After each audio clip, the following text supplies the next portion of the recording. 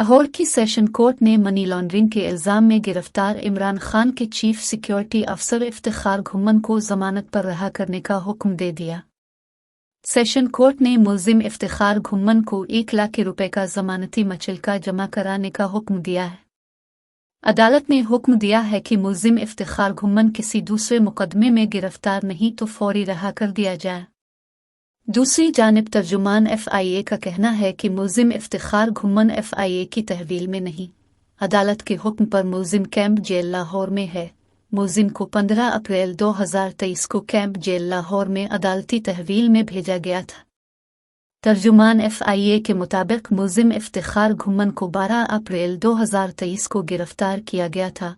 मुल्जिम FIA anti money laundering circle Lahore में दर्ज मुकदमे में नामजद था और FIA anti human trafficking circle Lahore में दर्ज मुकदमे में मफरूर था।